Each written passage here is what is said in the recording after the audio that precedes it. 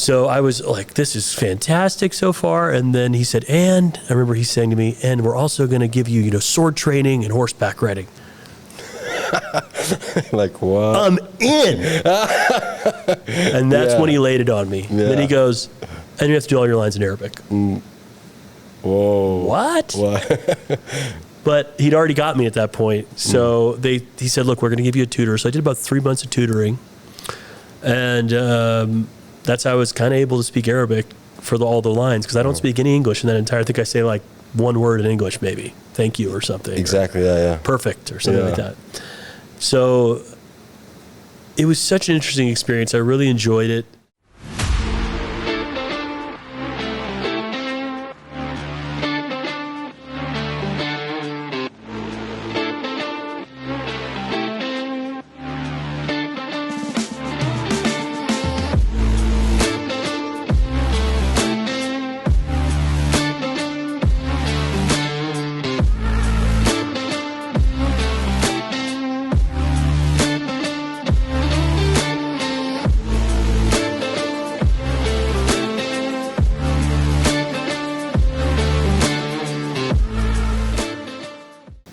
Three, two, one.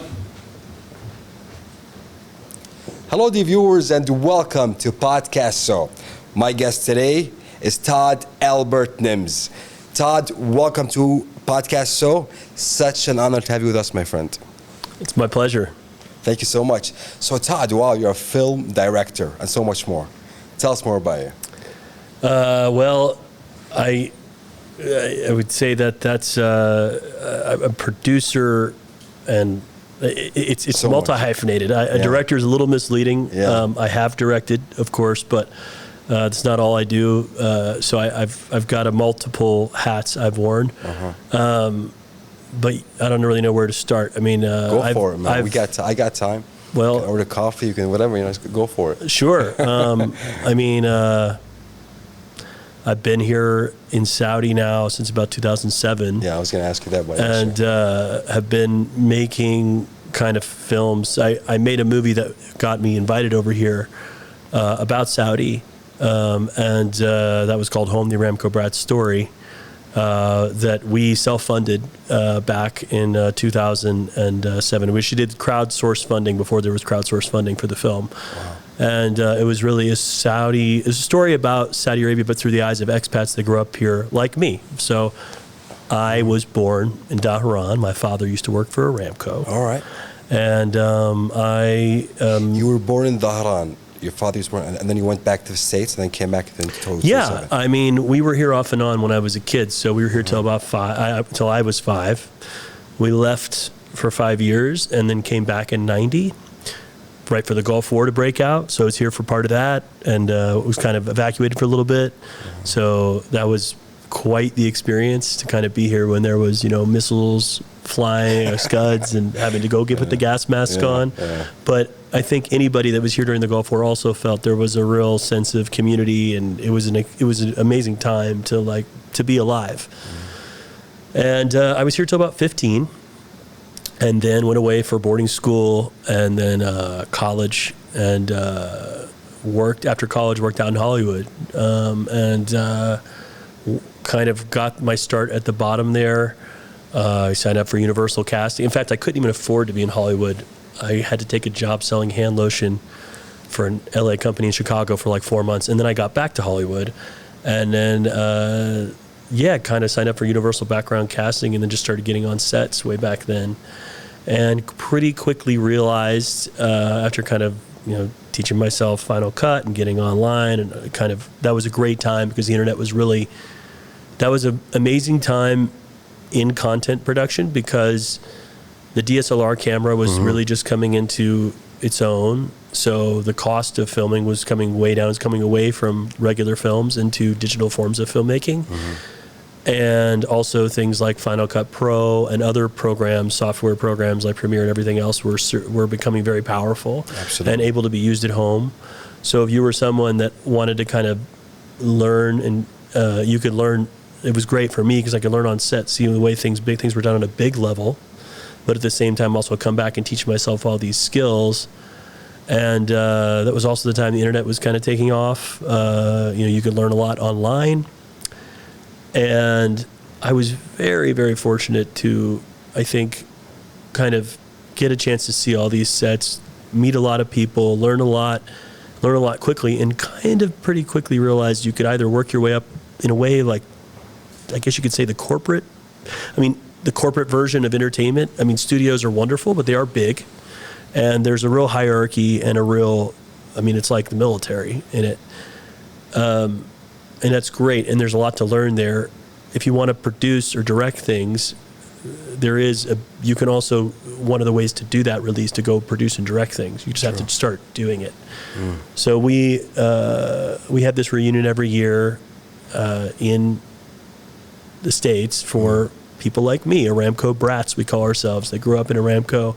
Really? And it's our own put together thing. We funded ourselves. And we had this big reunion in Houston, about 1,000 people in 2005. And I was fortunate to get another brat who had a local production studio. And we went and filmed basically over 100 interviews at this reunion of people that had grown up there like me and tell their story about growing up here. And those are people that were here like from the 40s. And that was back in... This is 2005. Okay. So this is telling their story. And you were saying people who were from the 1940s. I'm sorry. Yeah, it's from the 1940s. So people that were kids there during that time, like 50s, here, grew up here. In the 1940s. And 50s, and like all the way up through... And they all worked in 2005. Aramco, right? And they had all been the children of people that had worked at Aramco, so they had actually grown up in Saudi Arabia. In Saudi, like me, in a way, off and on at different times. And we pre-sold the DVD to the people that we were interviewing, and pre-sold the DVD to people that were there, and then did the trailer and put it online, and pre-sold the DVD online through a PayPal link when PayPal was just a thing. Yeah. And that's how we funded the film. Interesting. So, Todd, man, this is very, very cool. So, you gathered all the Aramco colleagues, right? And you guys started interviewing people who were here in the kingdom since the 1940s. And you created a film, is it? Or yeah, it was a movie. It was a movie. So we also got all their footage, their archive footage. Most of these people had like all kinds of footage from different eras. And we used that along with, I got some of the Aramco archive and we mixed all that together along with sort of putting together the whole narrative that formed through asking kind of about the life. And I conducted those interviews. We did it, like I said, over 100 interviews. Wow. And told the story. We called it Home, the Aramco Brat Story, because one of the common themes was everyone felt it was their home. And this was a time, the context of the time, of course, was, you're talking about post 9/11, a few years after, where, my whole life I had grown up and been asked, where are you from? And I would say, well, I'm American, but I was born in Saudi. And then people would go, oh, really? What's that like? And then, of course, they would say a couple of, you ride camels to school and et cetera, et cetera. But they would usually ask. True. After 9/11, it was a little different because people started telling me, you're from there. Well, Saudis are like this. And I'm going, wait a minute, hold on. I grew up here. This is, but it's hard to tell the story if they just think it's just you, this one American that has been over here. So this was really an attempt, it was really to tell the story that me and people like me who grew up here and have an emotional relationship to the country, their story.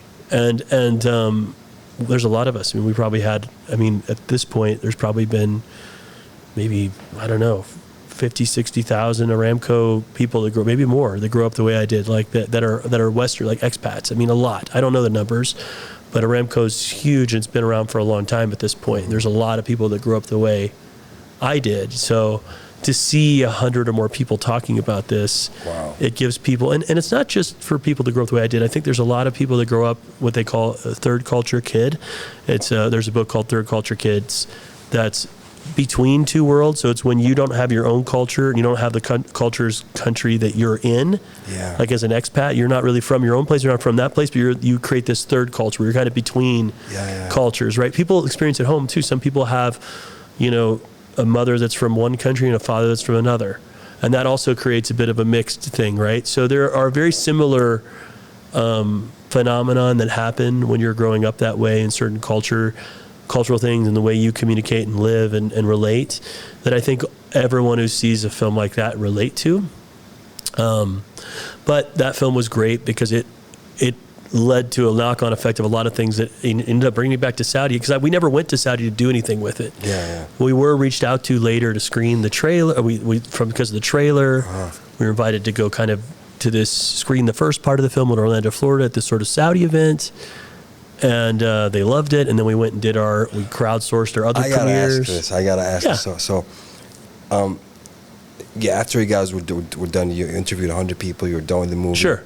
And then what happened? So how did you start marketing it? How do you start? We made a trailer. Yeah. Because we didn't really have a lot of money. We made the trailer, put it online, and put a PayPal link. Oh, it was all okay. But who reached out to you from this group called Friends of Saudi Arabia? Okay. They were a U.S.-based organization. U.S.-based, okay. And they said, we're having an event in Orlando, Florida. Okay. I said, oh, cool. They said, we want to show your movie. I said, well, it's not done, but we're happy to show what we have as long as you bring us. Yeah. That was our thing. We could just bring us and we want to just be there. Yeah. So they did. They brought us out and we screened it. Everyone loved the first 30 minutes of the film. Yeah. We were inspired. We said, let's go finish it. We finished it thinking okay, that was great. That was the end of that. And we actually crowdsourced screening in Hollywood. We did the Lidwood Dunn Theater, which is like one of the Oscar theaters. It was a big, great thing. Did a screening in Houston. And then I got an email from Prince Turki Al Faisal, the former ambassador to the United States, also former head of intelligence here. Yes. Head of the King Faisal Center for Research in Islamic Studies. Yeah. Wow. How was that? Saying, we'd love to have, could we get a copy of the movie? And I said, we'd love to send it to you once we're done doing our screenings. And he said, look, we'd love to have a private screening out here in Riyadh. So he was very gracious, invited us out. And, they brought us out to Riyadh and we did a screening with kind of diplomats and some other, people from the government, I guess you could say. That went really well, but it was only maybe 40 people, something like that. So I did come to him after. I said, listen, I really would love to show this as a public screening. Yeah. So this is right down the road from him. This is here in Riyadh. This is my first visit to Riyadh, really. I went once as a kid for a day. And at that time, you got to think that was 2007. And there hadn't probably been a public screening of a cinema movie in probably 25 years or something, at least in Riyadh. I believe, yeah. I mean, you still had Aramco had cinemas inside and stuff. So he was very gracious. He said, yes, that's a great idea. So we did it in February 2008. We had this public screening. It was standing room only. They have a kind of a cinema at the King Faisal Center for Research and Islamic Studies there. And it was just a great reception. People loved it. We had Saudis and the other expats that saw it. Both had great reactions to it. That was the same thing, by the way, in Hollywood. I mean, I had one of Robert De Niro's producers on one of his films. An executive producer was at the screening in Hollywood. She was bawling her eyes out and turned to me and said, I had no idea Americans were over there. So it was a very well-received film at the time. Wow. Yeah. Anyway, that's all to say that kicked off an adventure of me being between kind of Saudi and LA for about 3 years back then. But I started developing underground comedy here, started doing sketch shows. We tried to do one for NBC back then, but they didn't accept it. But then started doing some stuff online, which kind of all that eventually led to kind of, a lot of the guys a lot of the people that were doing stand-up back then, which when it was underground here in Riyadh, what used to happen is there was a bunch of comedians that would be brought in, and international comedians, and then the local ones we'd put them up with international comedians, and we started seeing that all the underground shows were 90% Saudi. So the locals started doing their acts in Arabic, and they were just killing it. That was back in which year? This is 2008, 9, 10. Whoa. This was all, we were doing it at the Diplomatic Quarter, we were doing it at the Italian Club, we were doing it at some compounds here, also in the Eastern Province in like Sunset Boulevard. So it was these... Todd, man, I keep getting to know you more and more, easy. So you're also a stand-up comedian. You do also comedians. So I would actually help doing the filming of these. By the way, I don't know if we should, but I realize where I saw you. if I'm not mistaken. Was it Khambala I think because I saw like it was like or Timsah?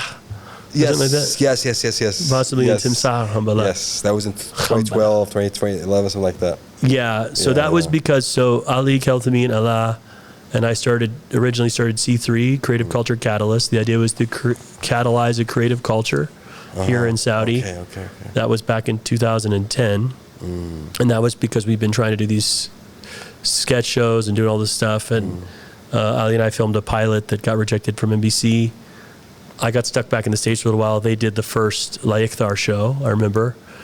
The first episode, it hit really well. We did the second episode at my place in Kobar because I ended up getting hired at Ithra to become the film producer. So I sort of started that with him, and then I left almost immediately because I got this job. Because back then, when I was kind of spending all my time here between 2007 and 2010, especially 8 and 2010. It wasn't money in it, not like now where, it was just out of passion. We were just doing what we were doing.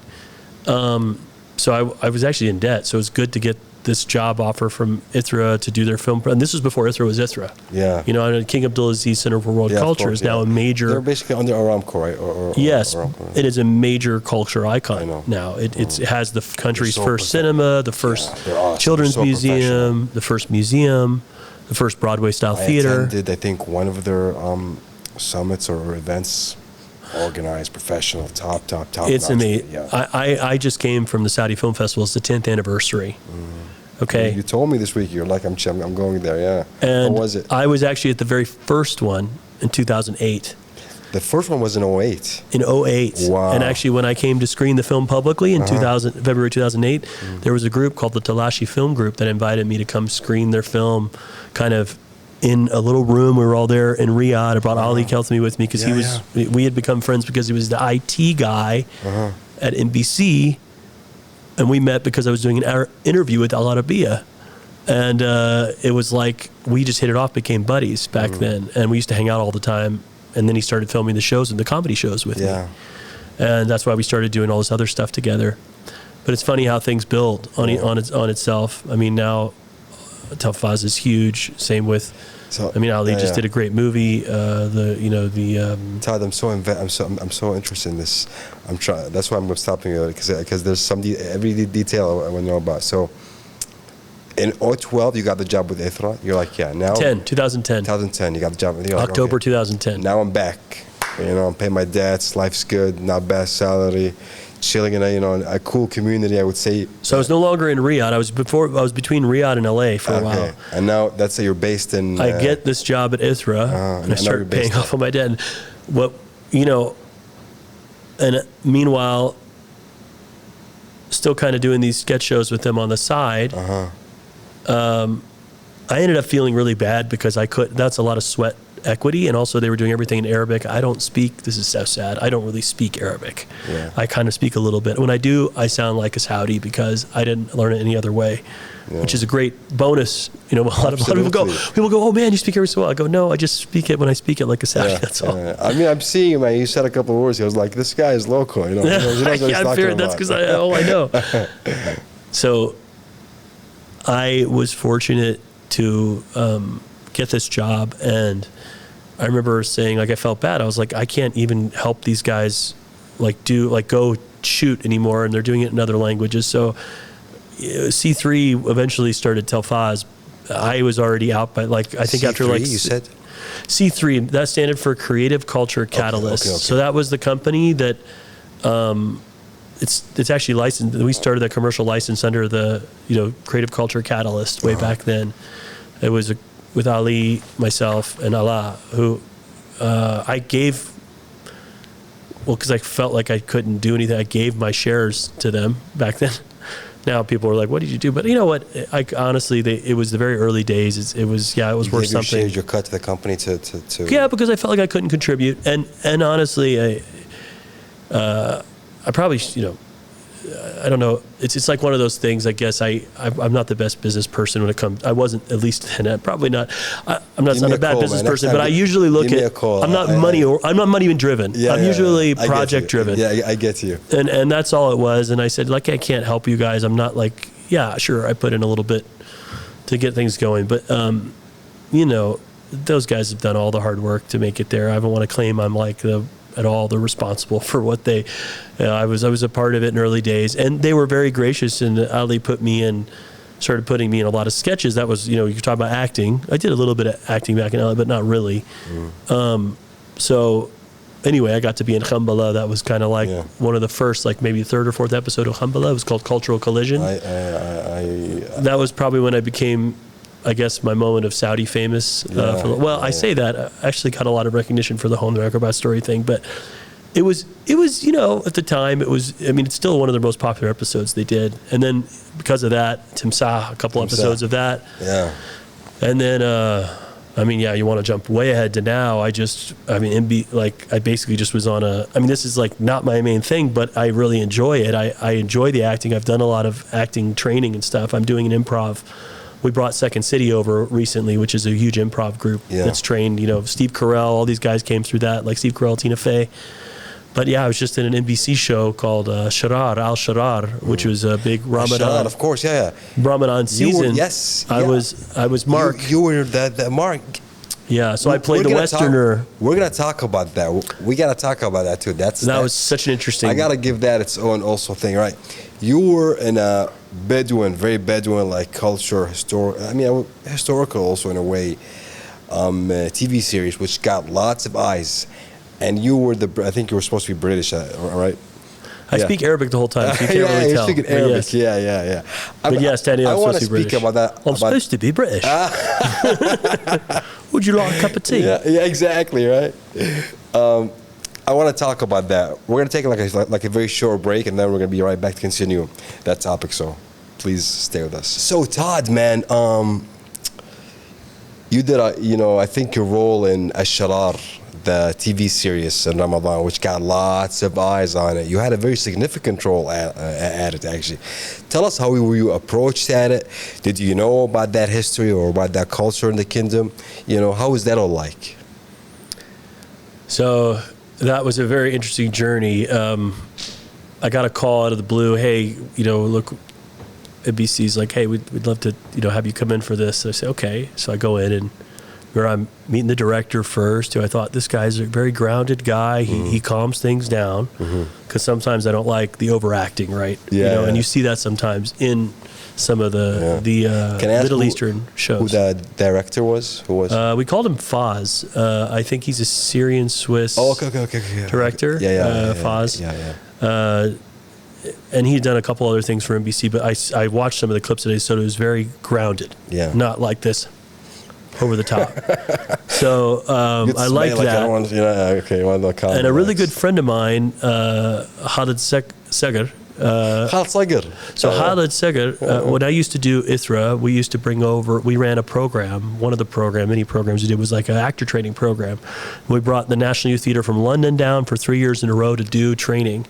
So Khalid Seger, Barms, like Ibrahim, Ibrahim Hajjaj, he's a famous actor as well. Hajjaj, yes, of course. And like several others that you would know, Faisal Dukhi and other actors were before they were. Now they were all in that program, and so Khalid was in that program with us. Or that we used to run, and so I've known him for a long time, and he was in it, and I said, oh good, Khalid's in this. So I already had 2+ things. Then he started saying, listen, you're going to play basically a Westerner, so I'm not going to try. I didn't suspect that I was going to play a Saudi. I was sure I wasn't going to play a Saudi, but it's nice to know, okay, I'm not trying to play something that's outside my range. And then he said, you know, takes place around 100 years ago, which I love that time period. I do know a lot about that time period because I've been working on a script for now 16 years. That's a script about Abdulaziz, the founder of the current Kingdom of Saudi Arabia, you know, the King Abdulaziz, and sort of his whole story. So there's a lot of reading I've done around that time period of between kind of, you know, just before the turn of the century, like late 1800s and the early 1900s. And it fascinates me that time. So I was like, this is fantastic so far. And then he said, and I remember he saying to me, and we're also going to give you, you know, sword training and horseback riding. Like, what? I'm in. And that's when he laid it on me. Then he goes, and you have to do all your lines in Arabic. Whoa. What? But he'd already got me at that point. So he said, look, we're going to give you a tutor. So I did about 3 months of tutoring. And that's how I was kind of able to speak Arabic for all the lines, because I don't speak any English in that entire, I think I say like one word in English maybe. Thank you or something. Exactly, yeah. Perfect or something like that. So it was such an interesting experience. I really enjoyed it. It's fun to get into a role at that time, which was so unique. I think I was surprised with the response that show got, and actually about my character in particular, because the character has an interesting journey. First of all, I had to work with Hala to show that we had a relationship on screen without showing the past, but we'd obviously spent a lot of time together because it's obvious from the beginning we're close. It's like, well, how are they so close? We had to make it look like we're close without having all the backstory scenes. Luckily, we were already friends, so it was pretty easy to do.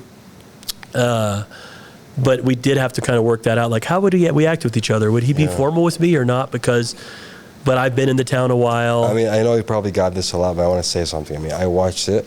You know, my fiance was a big fan of that show too. So she was like, "Yeah, Ali, see this episode." I think it was like you were phenomenal. You were top notch acting. I mean, it wasn't like. Thank you. You know, I mean, you said that you're not a full-time actor, right? Because you do like film directing and producing, but you were like top notch. Thanks, man. I think the whole crew, the whole cast was great. You know, Khalid did an awesome job too as well. But you know, that was great acting. Thank you.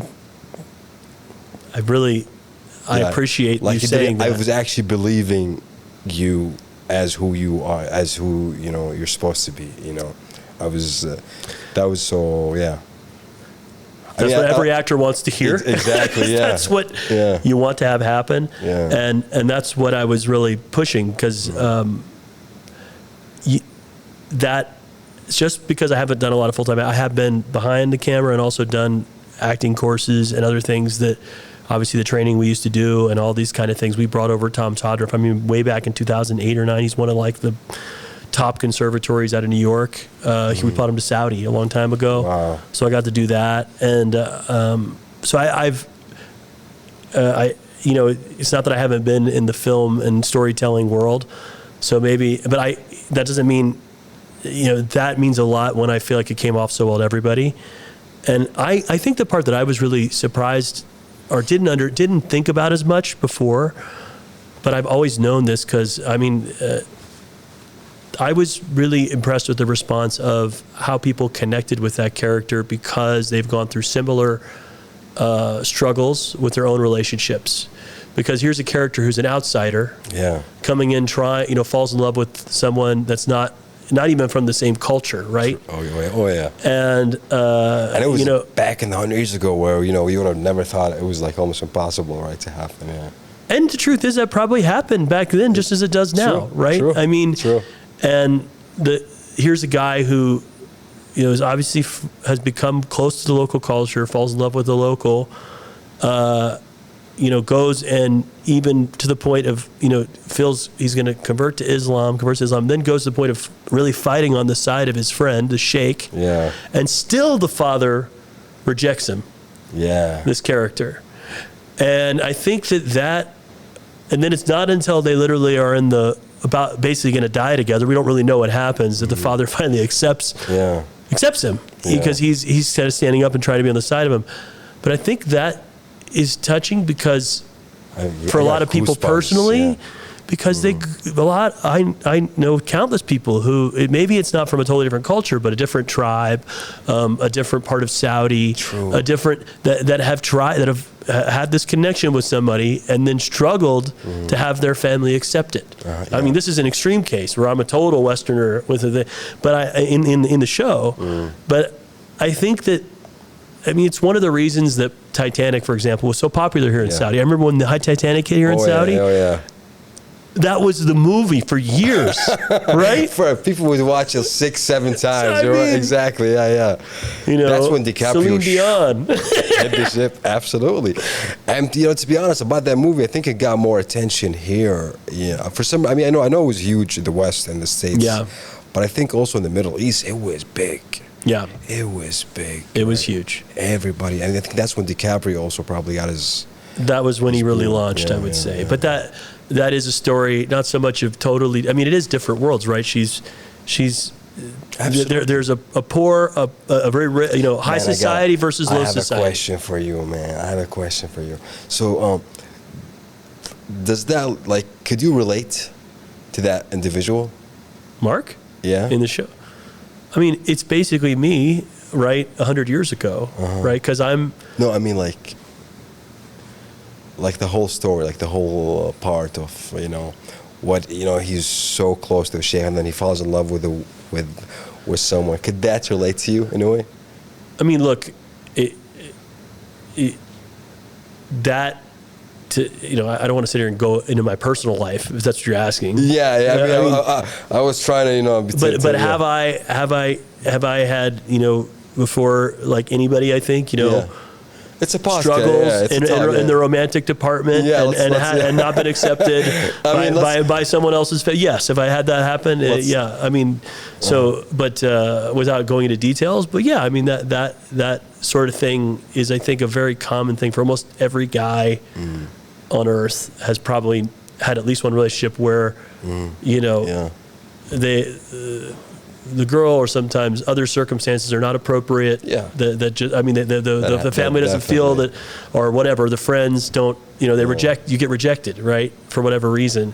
And I think that's at the heart of that story. I mean, there's all sorts of forms that takes. Because the way you played that role, Mark, and I can see, I'm not gonna act like I'm an expert in reading people, but you did it quite well. Like you just speaking about, I had goosebumps, to be honest. That's how much I. Well, I think I can tell you were invested. You invested in that role a lot. Like I think part of it comes from the part that is very, very. Look, I spent a lot of time here. Yeah. And even though I grew up in Aramco, which is like a little America. Yeah. I think especially coming to Riyadh and then spending a lot of time here and now coming back after being here now another 7 years in Riyadh. And the friendships I made and everything with Saudis back then, and even through to build where we are now in the film industry, a lot of back then we were all just doing stuff out of passion. I think a lot of those relationships, they've evolved over time, and I've experienced a lot of things where I've been close to people and then been rejected out of just circumstances change, and part of that's because I'm a foreigner. I've had the opposite side of the coin too, been accepted because I'm a foreigner into certain situations with Saudis, but it goes both ways. Some Saudis look at it and they say, so it's a Western, it's American guy. He gets, all these privileges and everything. And yes, in some ways, but it is two-edged, because sometimes as easily you get accepted in some places, there's only a certain depth. And there is a rejection as well. Sometimes, and so I know that intimately on an emotional level because I've experienced that. I've become very close with some Saudis, and then realized, it only goes so close. And then some, and it's like anything, you learn to know. It's also individuality, right? Some I'm still very close with, and that's how it is. For sure. But it is, and I think that is a lot of where that emotional core comes from. Yeah. I mean, to be honest with a lot of guys, you don't really see that in the guy relationship in that, but I've had that with a lot of guy, with just being friends with guys, and sometimes, there is a certain,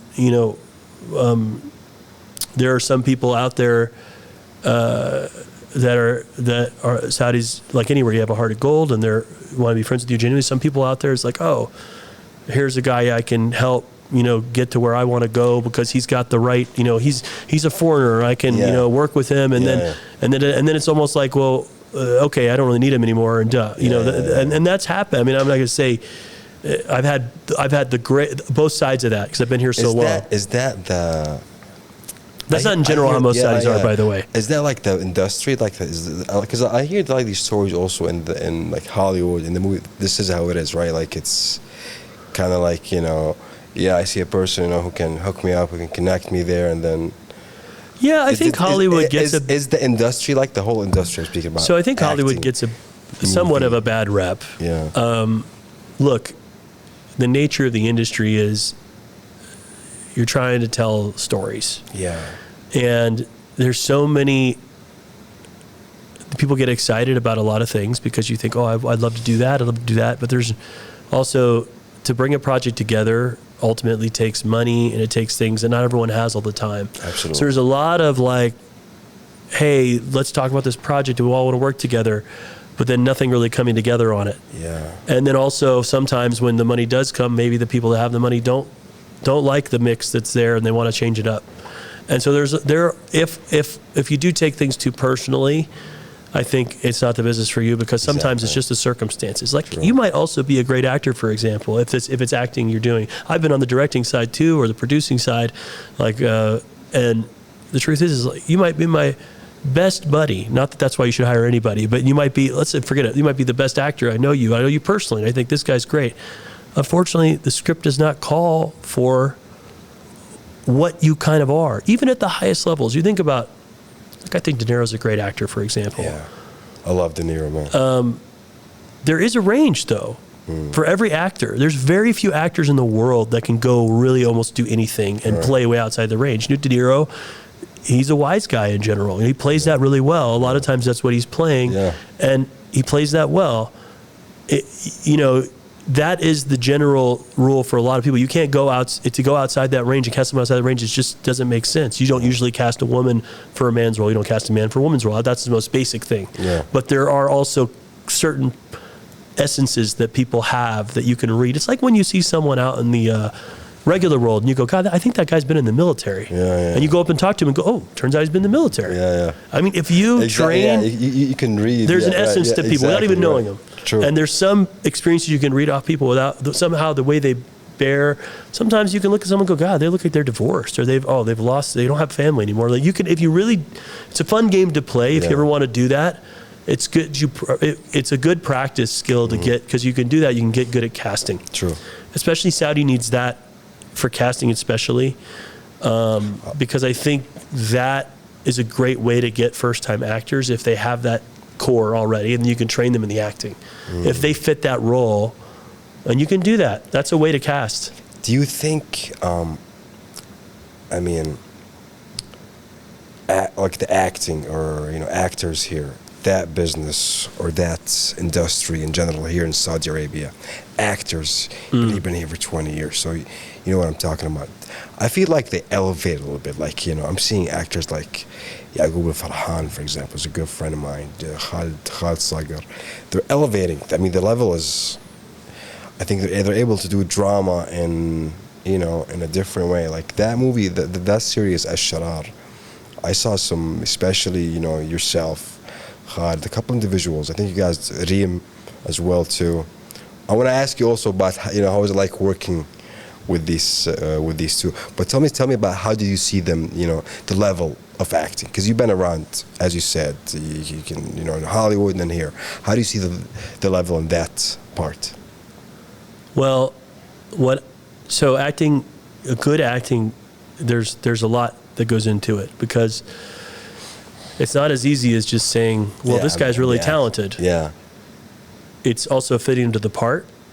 And then it's also the story has to do a lot of the work. And I think what's great is that a lot of the writing is getting much better here. And that's making the acting look better. Also, I think the fact that we're hiring a lot more people to actually play roles that are within their actual experience.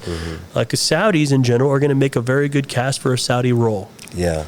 If you cast non-Saudi in a Saudi role, I mean, well, not necessarily Westerners, but you've had a lot of other Arabs play Saudis for a long time. Absolutely. And that wasn't.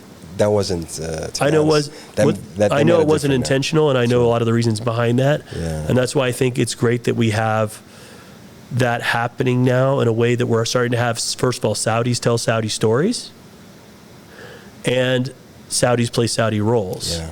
That doesn't mean that other people can't come in and help with that, and even like co-write and do things like that. There's not mean some people can't come in and play some Saudi roles that maybe make it fit, because there's people that grow up here that I think can play Saudi roles.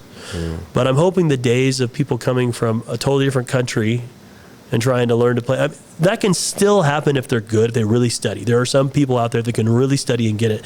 But to know most people don't realize there's certain mannerisms, even the accents, very tough to nail. You know, you have the Nejdi versus the Hijazi versus the, you have the South. You have all these different, like the, the Chassawi with like the chewing, you have all this like these certain mannerisms that you really have to, people that are from there know. And especially if you're doing for Saudi audiences, I think the truth is a lot of Saudis weren't consuming the media in general, or they weren't. Now that Saudis are the ones that are buying the tickets, it's more important than ever that they should be seeing and approving what's going on and saying that's actually a reflection of me. Yes. But I do like that they're also like this last thing of writing in a Westerner into a Saudi thing, which was a real part of life back then. Absolutely. Is important too, to show to write this in and to show these kind of things and to show the dynamics. True. And I also hope that there's a lot more writing in genre stuff, right? So I hate that sometimes at festivals we see too many drama. It's always drama. When Saudis, and we are seeing comedy too, which is also good because Saudis are hilarious. Oh yeah.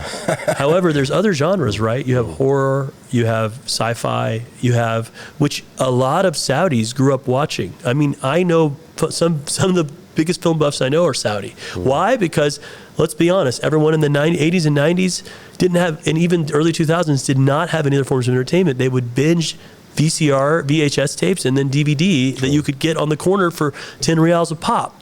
Ripped off DVDs. And I know guys that learn, most of people I know a lot of these guys are now directing big movies and everything that we used to do all this stuff, and the comedians, a lot of them learned English from watching movies. Absolutely. So I think there's a lot of Saudis that have a great sense of genre, a great sense of like that I think we're seeing more of that. I mean, already like Sharar was one of the most popular films.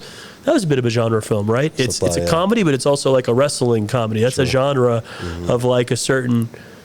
I'm hoping we see a lot more of that because I think that are the kind of things that Saudi, I think, can start breaking out of just the Saudi audience and go beyond MENA and go internationally with. I mean, I'm seeing also a lot of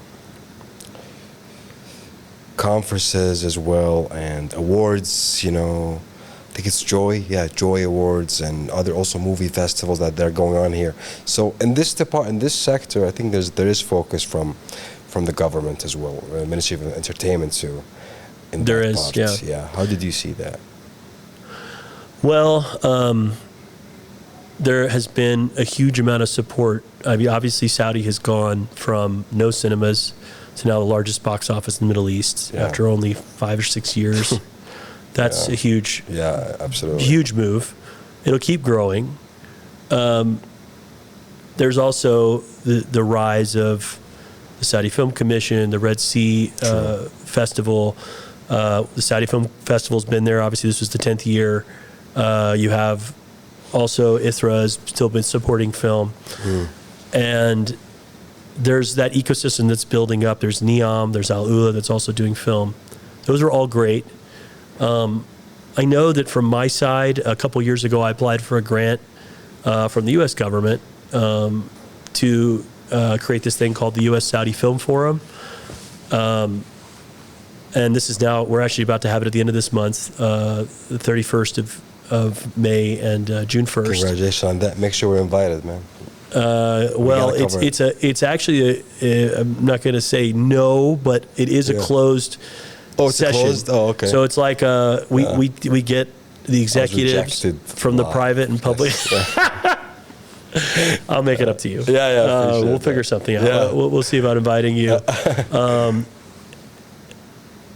So maybe there's a place for you to come and just be a part of it. But just to describe what it is where I saw the gap, and I still do a bit, is we have a lot of great panels that are happening and a lot of focus on creative storytelling, which is the heart of the industry we need to have.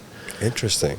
What I also know, though, and what's unique about Saudi versus anyone else that has started this in the Gulf, so you've had the UAE take a swing at becoming, having a film industry. Qatar has done the same thing.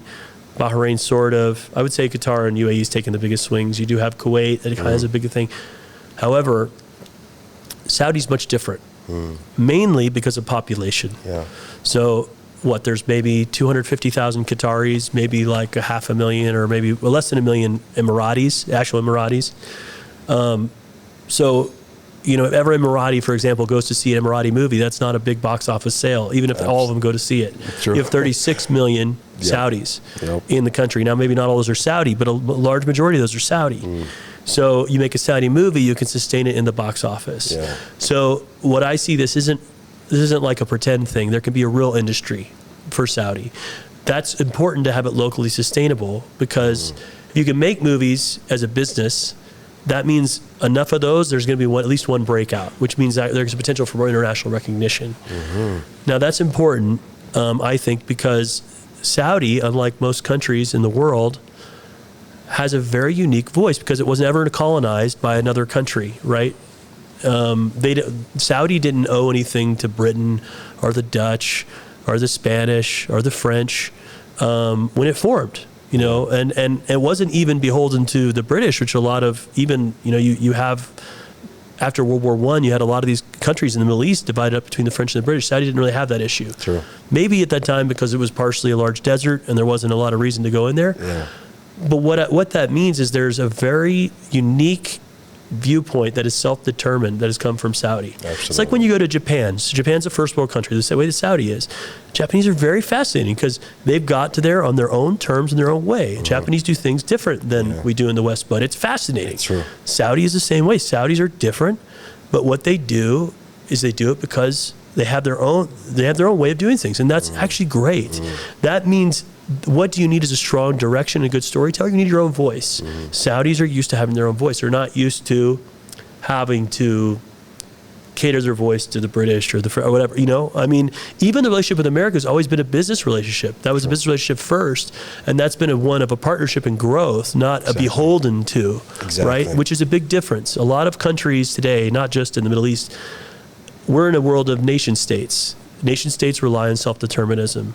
If you form a nation state without in an unself-determined way, where the people in power and the forming of it are not there because of their own steam, they didn't get there through sword or through a popular election, that is literally inherently that violates the first principle of having a nation state. Saudi has never had that issue. So I think that those countries can really do a lot to promote their voice. So that's a whole tangent, because I really believe Saudi has a shot at international storytelling and getting their voice out, because it's interesting. I think it truly is.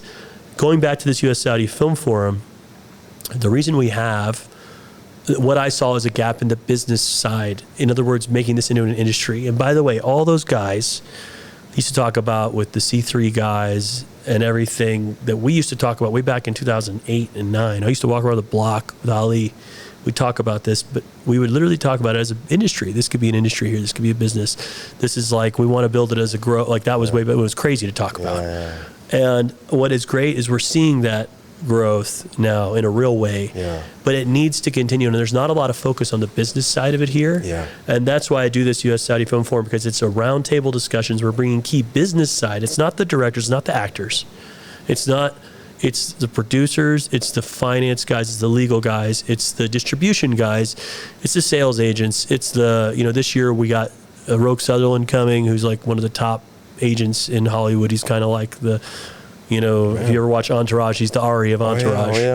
He's not an asshole, but or plays an asshole in it. But we got the executive director of the Film Commission, California Film Commission. Really? We've got the head of one of the most powerful PR companies in the world that took or in Hollywood at least, that took the movie Parasite and helped it win an Oscar. So we're going to talk about the road to Oscar mapping. We're going to discuss it. And we've also got the head of business and legal affairs for Netflix for the MENA region. These are not lectures. It's not a meeting of lectures. These are participants in a roundtable discussions where we actually go over. We look at we use the international, you could say the subject matter experts, to compare how we're doing things in the U.S., but also internationally, because the U.S. it's still the center for the film market in the world. Absolutely. So we use that as a best practice. We look at that versus what we're doing locally, and we compare. And then we have, by the way, if we talk about legal stuff, we have the local lawyers in the room, then talking about, well, this is how we're doing it here, and where the things match up. So one of the things that came out of last year, for example, is we talked about, we had a lawyer from one of the top entertainment firms in Hollywood. We were walking through some of like how we do things for movies there, and then we're looking at how we're doing it locally. We're talking with the local guys. One of the things that came up is we have no standardized contracts across the entire chain here in Saudi. There aren't really standardized contracts either in the West, because every studio has their own, but if you could start out now at an early stage making them standardized, you'd save everyone a lot of money. You'd make them to where you can make them in a way that they are very good both for local, but also play well with international contracts, because sometimes you can't just redo an international contract to make it local, because there's a lot of things that don't even make sense in the law here. So there's a way to make it work for both. After that, all the law companies got together after this forum, and they said, you know what, this makes a lot of sense.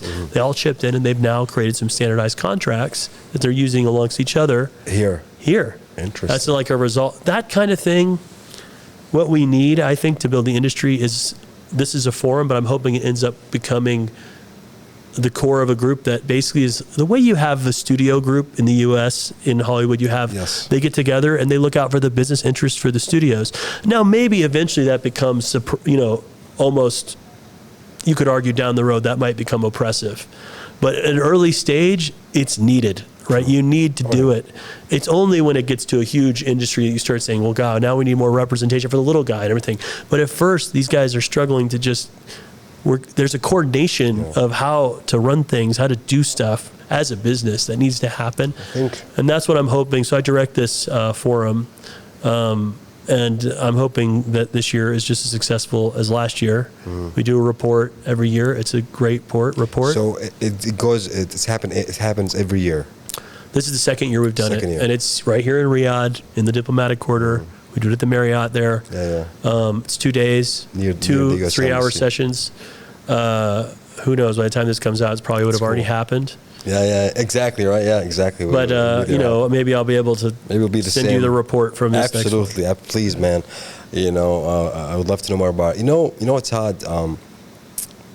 Much respect to you, man. I feel like you're a very genuine individual. At the same time, I think what's distinguished you from a lot of, let's say, foreign investors, I see you as you're a local man, right? I feel like there's genuine love, and there's so many questions that I want to ask you also about what inspired you, what motivated you to do the first movie, and now you're doing also a lot of efforts as well, to highlight also and showcase this industry in specific and the Saudi culture in general.